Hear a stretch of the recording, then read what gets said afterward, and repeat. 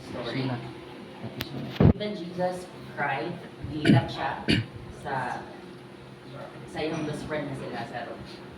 So, para galit siya, I mean, God gali siya himself, pero libatig niya po siya o kasakit, bilang niya po siya. Losing someone you love often brings question that have no easy answer. Pag mawalan ta, pag may mawala sa to ang pinipilig, murag walay maka-explain sa pain na ato ang mabati, no? And somehow, if kana siya nga family or ikaw mismo, you are serving God, maka-question ka nga, why did this happen when we serve God? Anong mahitabo siya accident, mahitabo siya kamatayon, even we serve God. Maka-question ka.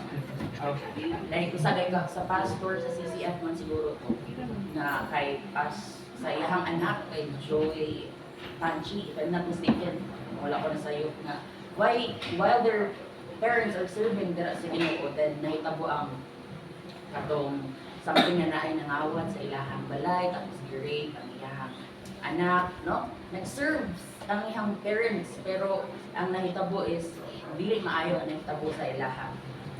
Usa lang ako ma-realize nila that on those accidents and death, no one is exempted. No? Kitang tanan, we are candidate for sa kamatayon or candidate sa kamatayon. The truth is that even those who love and serve God are not exempt from death or sorrow. We live in a broken world where death touches everyone. Kitang tanan. Serve man ka sa Ginoo o wala.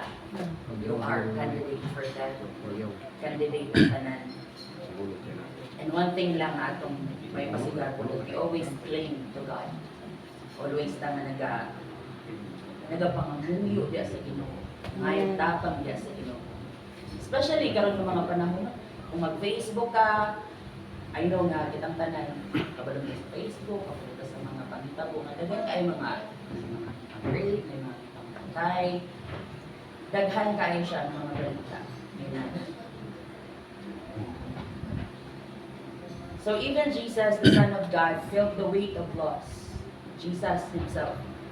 So there's nothing wrong if ma-feel na ito na masakitan tayo kung naay mga accident, na death, na maranasan nato sa atong buhay.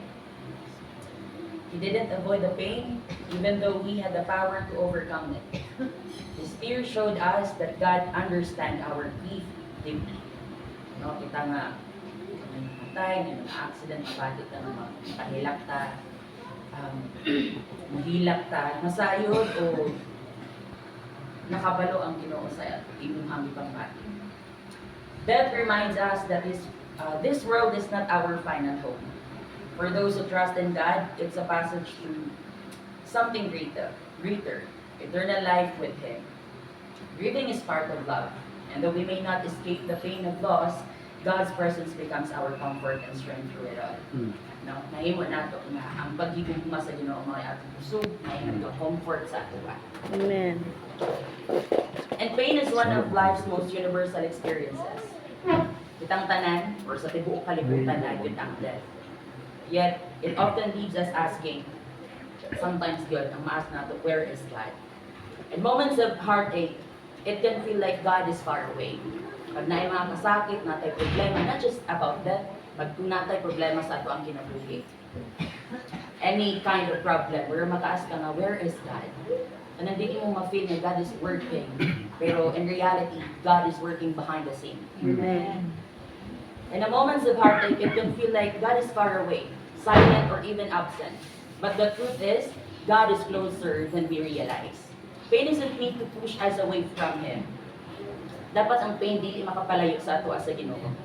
It's meant to draw us closer. Dapat makapaduol siya sa ato sa Ginoo.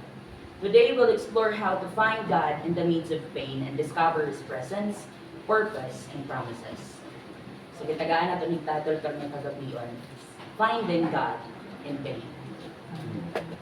Kung nata sa kasakit, we are grieving atong ginapangita kung asa ang Diyos.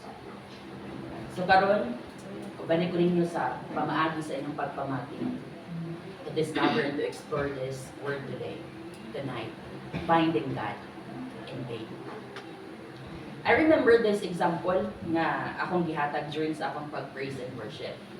It's an Indonesian sa nga song leader.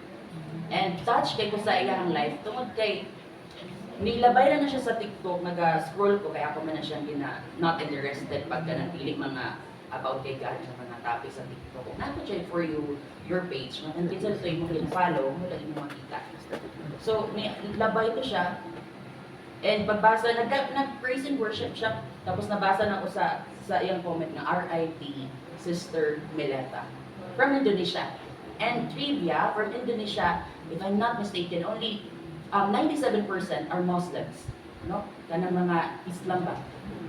Tapos 3% lang ang Christians. And Sister Mileta is part of the 3%. And you know what? Ga-influence siya sa mga tao dito.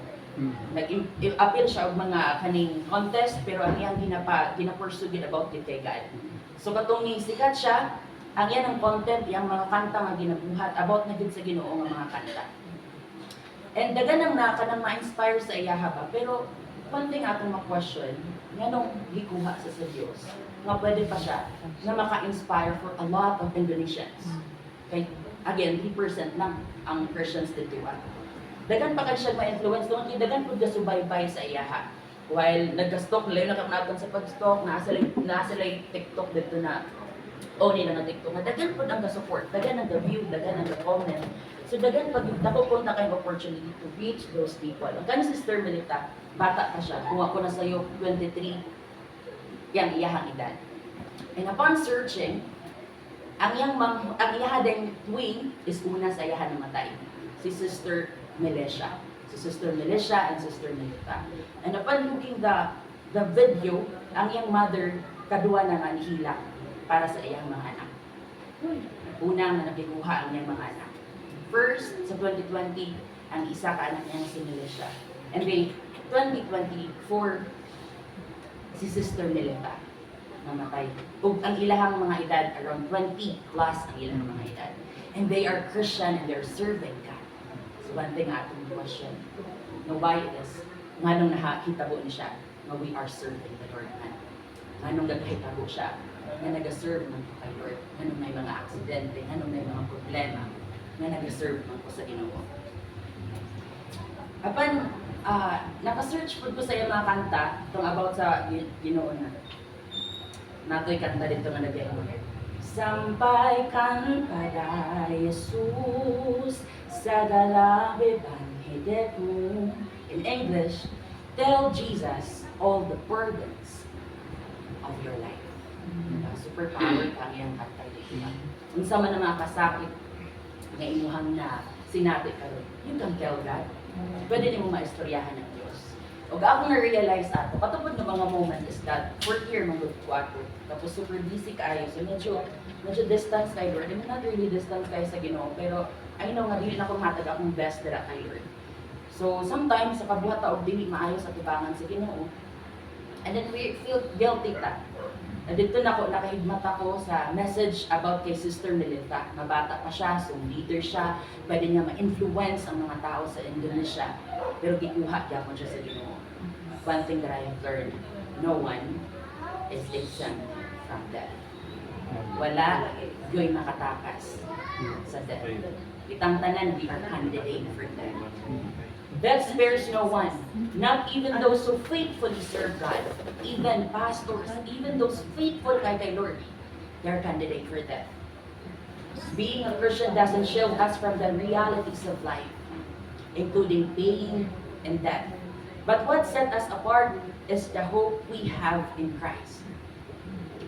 Ang nakaset apart lang sa ato-atong mga tao na lagi tinuod man na even Christians, dili sila makasinagaw yapon pain and death, bisa lang kita itong may pasigato na naa ang Diyos. Amen. And I hope nga itong ma-realize and ma-reflect nga naapagod sa Diyos sa akong life. I-receive na ba na ako siya as my Lord and Savior? Na pwede ko nga not magpakampante, pero I am confident na ang Ginoo ay mag-protect ako as a matagkaroon niya. But what set us apart? We're reminded that death does not have the final say. Through Jesus' resurrection, we hold on to the promise of eternal life.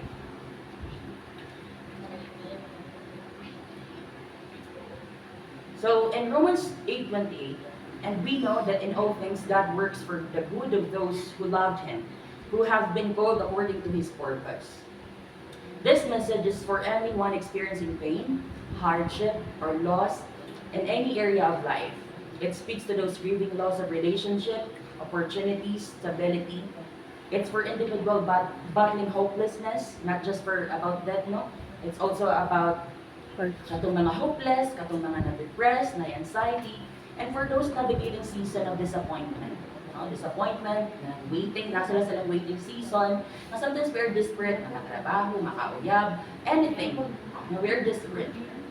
Or maybe you're wandering from healing or for healing. Naka-wonder ka, Lord, kung saan ako maulian, or provision, ang imong ginapangita, or breakthrough sa inyong life. It also addresses people questioning God in their pain. Or for those people who are questioning God, na naa sila sa problema, naa sila in pain, this message is for you also. Para po din siya sa inyo nga. Whether believers struggling with shaken faith, also for those believers na nag-shake ang ilang faith, no, inatest ang ilang faith, or for those non-believers, katong wala, dili pa believer in Christ, na the search of answers sa kalibutan. Including those wala pa nakamove on sa ilang mga past nga mga mistakes, up until now, pinagsisihan, naghihinayang, my regrets. This word tonight is for you. So how to find God in pain? Kung saan nagkapagpangita ang Diyos when we are in pain? Number one, acknowledge your pain. There's nothing wrong about acknowledging your pain because Jesus also cried for Lazarus, kasaya his friend. So if you want to kanang feeling mo maulaw ka, uhila ka, ikaw ang gisaligan sa inyong pamilya, nga ikaw ang kanang ilahang masandigan, tapos maulaw ka, mahila, or you are the leader sa church, manili mo maipakita ba nga, kanang vulnerable ka sa inyong mga katawhan, there's nothing wrong about acknowledging your pain. The first step into finding God in pain is to be honest about it. Para makita nimo ang Diyos, be honest kung unsa ang imong nasinati, unsa ang imong gibati. Pain is not something to suppress or hide. Dili na siya ginatago nato. God wants you to bring your brokenness to Him. And the more that you hide it, the more na dili ka muduol sa Ginoo.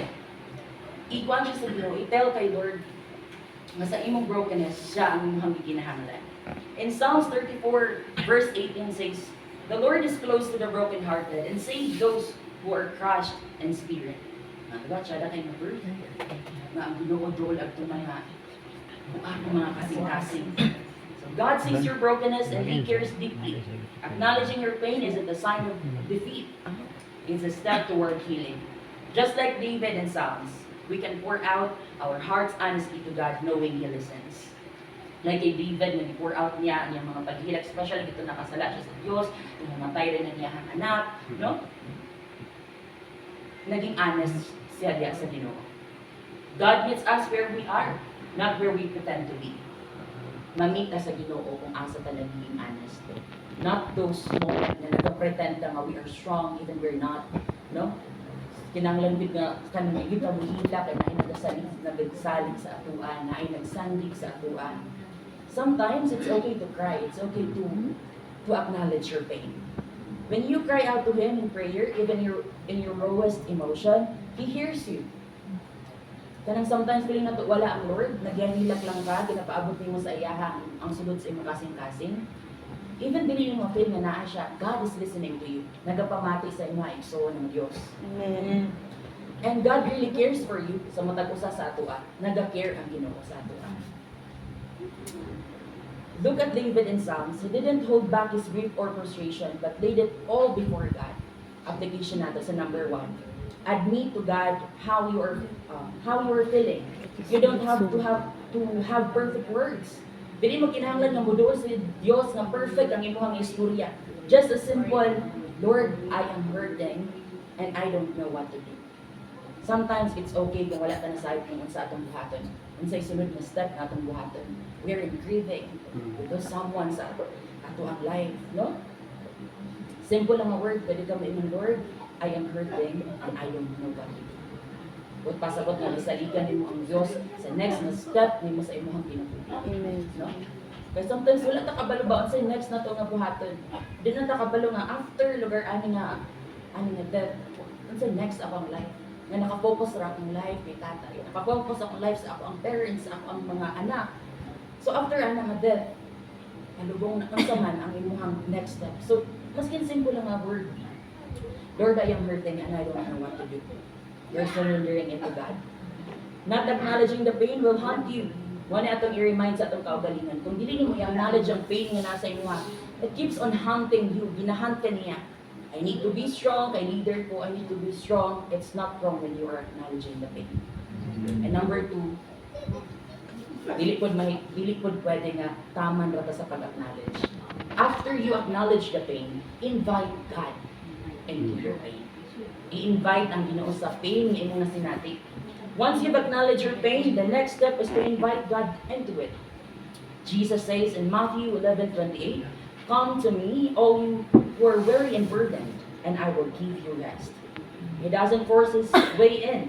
He waits for us to open our hearts to Him. Wala gi-force sa Ginoo no kung ang iyang mga pamaagi sa atoa. Wala niya gi-force nga dapat inani mong life, dapat mo ni imong buhaton. Wala maingon sila bitaw nga kanang ang Ginoo dili man ta gina-control ni Lord. Ginataggaan, dili ta ni ginahimong puppet. Tag freedom sa Ginoo atong ginapangutana laban kay Adam and Eve. Wala ro mahimo si Lord nga ugnan sila sa ilahang pambuhaton atong pagkaon sa bunga sa kahoy, no? Ginatagaan ka sa Ginoo freedom igsuon. Dili ta ginatagahin mo robot sa Ginoo. Gahulan lang ang Diyos na imong ablihan ang imong kasing-kasing para sa iya.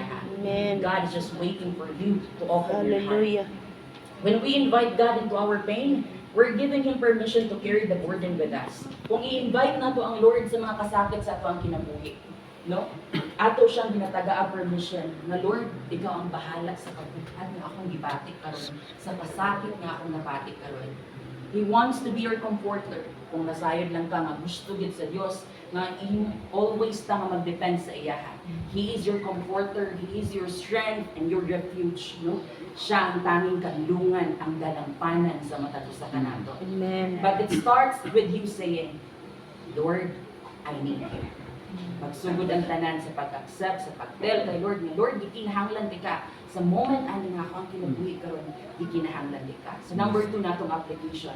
When you are in pain, don't isolate yourself from God. Don't distance yourself. Sometimes pag nata sa pain, nata sa problema, stress ta sa ato ang pag-eskwela or anything na nakapastress sa ato or nakahinungdan nga we're in pain, don't isolate or distance yourself sa Lord. Kaya sometimes mao gid ato ang himuon ba nga murag guilty ta sa pag maluwal ka sa Ginoo. Or dili ta ganahan nga maluwal sa Ginoo kay murag dili to pamati ang Lord sa atoa. So instead, invite Him into your struggles through prayer. No? Pray yun kay sa Ginoo. Even all we can say is, Lord, help me. Maski nang maingon lang yung mga Lord, tabangi ko. Take a moment to pray and invite God into your struggle. Sometimes naging pag nata sa struggle, wala na tayong moment nga makistorya sa Ginoo, nakafocus na atong mind sa pag-overthink, no? Overthink sa mga bitaang. Take a moment to pray. Say, Lord, I can't do this alone. Bilit na ako ni makaya kung ako lang o Diyos. I need your presence, comfort, and peace. Maybe gubot ang imong muna, gubot ang imong kasing-kasing. Hinahanglan nimo ang Ginoo because He is the peace na ang Ginoo. Trust that He will meet you where you are. Kung asa man ka, naman ka sa imong mga kasakit, imit ka sa Ginoo ana nga mga moments sa imong life. This two-step acknowledging your pain and inviting God into it are the foundation of finding Him in your hardest moment. Makita nimo ang Dios sa pinakalisod o pinakasakit sa imong kinabuhi. Kung imong i-acknowledge ang pain o kung imong i-invite ang Dios sa imong kinabuhi. Number 3, surrender your pain to God. Dili lang pwede na i-invite nimo ang Ginoo, but also you surrender that pain that I Lord. No? After inviting God into your pain, the next step is surrender it to Him. Holding on to your grief or struggles alone can feel overwhelming, but God calls us to cast our burdens on Him. 1 Peter 5 verse 7 reminds us, cast all your anxiety on Him because He cares for you. No? Kung feeling mo wala nag-care sa inyo, ang Ginoo nag-care sa inyo, He is just waiting sa inyo. Nagahulat lang ang Lord sa inyo. Surrendering doesn't mean your pain will disappear instantly. Dili pasabot nga i-surrender na nimo ang tanan sa Ginoo, mawala na. No? Mawala na ang kasakit, mawala na itong imong kinastruggle sa imong kinabuhi. Surrendering doesn't mean your pain will disappear instantly. But it means trusting God to carry what you cannot. No? Imong ginapaabot sa Ginoo, Lord, kani mga butang nga dili na ako kaya nga dalon, kabalo ko Lord, ako ning ginasalig diya kanimo kay ikaw ang Dios, kayang buhaton ng tanan para kanamo. Application nato sa number 3. Pray a simple prayer of surrender. Lord, I give you my pain. I trust you to carry what I cannot, and I believe you are working even though I don't see it. Maski wala na ko nakita, Lord, I know nga you are working sa akong kinabuhi. And number 4, after you surrender it to God, seek guidance in His Word. Dili pwede nga taman lang ka sa surrender. Giingon gay diri nga dili pasabot nga kung gi-surrender na nimo mawala na ang pain. Dili pasabot nga gi-surrender nimo mawala na tong struggle nga imo gina-struggle, especially anang mga believers kay Lord kanang gina-struggle ka sa sin. Dili pasabot nga gi-surrender nimo kay Lord mawala na. Busa number 4 nga atong ginaingon, seek guidance. Busa pasabot igsuon kailangan nimo ang guide ni Lord to overcome that pain, to overcome that struggles that you have sa imong kinabuhi. Seek guidance in His Word. God's Word is a source of comfort and guidance, especially in season of pain. The Bible is full of reminders of God's love. Kung magbasa lang ka sa Bible, Bible is God's love letter sa ato. Love letter ni Lord sa ato. His promises and His faithfulness. When you immerse yourself in His Word, you allow His truth to replace the lies of despair. Psalms 119, verse 105. Your word is a lamp to my feet and a light to my path. No? Kung naka sa pangitwit, ngayon mo mga kahayat ang Diyos. In your pain, His word will guide you, encourage you, and remind you that you are not alone. If you're feeling alone because ikaw lang mismo gina-struggle anang imong gina-strugglean karon, maybe you are depressed, naka sa anxiety, or anything na imong gina-struggle, reminded mo kaugalingon na you are not alone. Application, spend time in Scripture daily. Spend time na magbasa ng Bible. Sa relationship mga igsuon, kailangan ng communication, hindi mahimong strong ang sa relationship kung walay communication. And sa ang pinaka-effective na communication, two-way process na pag-communicate, no? Two-way process na pag-communicate nato. So same sa ma-apply nato kay Lord, hindi pwede nga, we always just pray. Sometimes read the Bible. Magbasa tag Bible, tumutimo ng pamaagi na makasturya po ang Diyos sa matagusan nato ang kinabuhi. So you spend time in Scripture. Even if it's just a few verses, maskin magsugod ka sa gagmay ng mga verse, sa isa ka verse, makabasa lang ta. Because mo na siyang love letter ni Lord. Mo na po ng pamaagi ni Lord, aside sa mga pastors, mo na mga pamaagi ni Lord na mapaabot niya ang message niya sa imuha. Ang message ni Lord sa imuha. Psalms 23, Isaiah 41 verse 10, and Romans 8:28 are powerful reminders of God's presence and purpose in your life. And lastly, number 5, surround yourself with God's people. Or surround yourself sa mga right na people. Diri lang sa number 5, to be more specific, surround yourself with God's people. Pain often tempts us to withdraw and isolate ourselves. Sometimes makagiyag siya sa ato nga i-isolate, i-distansya ni may mga kaugalingon, di nakagusto ng istorya sa mga tao, because you're in pain. Because you're in pain. Umaingan ka, no one can understand my pain. Sometimes makailingon ka ba nga, wala makasabot sa ako as a pain na ako na sinati. Kung nang i-isolate o i-distance nito ang inyong kaugalingon sa mga tao. Pero ang giingon dali surround yourself with the right people, God's people. But God designed us for community. He uses the people around us, friends, family, and the church to encourage and strengthen us. Galatians 6 verse 2. Carry each other burdens, and in this way you will fulfill the law of Christ. Let others look with you in your pain and allow them to pray for and support you. It's a powerful verse. I-allow ang mga tao na matabang sa imuha, mo-support sa imuha if you're in pain. Kung naa ka sa kalisod, naa ka sa kasakit, allow the people to support you. Our application sa number 5, reach out to trusted people who will pray with you and speak truth into your life. Don't be afraid to ask for help. Ayaw ka ulaw, ayaw ka hadlok to seek help. Or share your struggle. Ayaw ka ulaw na i-share yung struggles. God often works through others to bring comfort and hope. Ang Diyos nagapanlupod sa ubang tao na someday mga kung nakasupport sa imuha. No? Karon sa mga leaders na mga relate, no? bugat pa sa imuha ang mga tao imong gidala. Pero someday, God is working right now sa ilahang life and someday mo gud na makatabang sa imuha. So it's okay to nga mag-ask tag support and help sa mga tao. And for our conclusion, no, God allows pain not to harm us, but to transform us.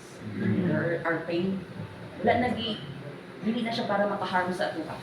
It draws us closer to Him, builds our faith, and prepare us for His greater purpose. Na mga kasakit mo para i-prepara ka sa Diyos sa greater purpose niya sa atong kinabuhi, sa mas nako niya nga purpose sa atong kinabuhi. In every struggle, He's working for our good and His glory, even when we can't see it. God is working sa imong life. He is a miracle worker. He's a God of promises. Pain is not meaningless. Wala atong imanan. Pain is not meaningless. It's not a punishment. If you feel right now na pwede na punishment, siguro kung nilod sa mga kasalanan nga nagbuhat sa iya, that's why nasinatin ako na pain. Pain is not punishment. Instead, it's a tool God uses to draw us closer to Him. No? Instead, gigamit ni Lord ang pain nga mas makapaduol ka sa iya to build our faith and to prepare us for His greater purpose. Sa introduction, ganun na we can just, hindi lang natin na siya ma-apply sa death. We can apply it sa life na po daily. Sa itong pag-eskwela, sa itong pagtrabaho. Because I know nga naan natin iya ng mga kinabuhi. Maybe some of us are smiling, but are depressed, na sila sa anxiety, na they have problems, na sila lang ang gaatubangan na. That's why this word today is not just about the death. It's about us people na nagbuhi pa. Instead, it's a tool God uses to draw us closer to Him, build our faith, and prepare us for His greater purpose. It's in the season of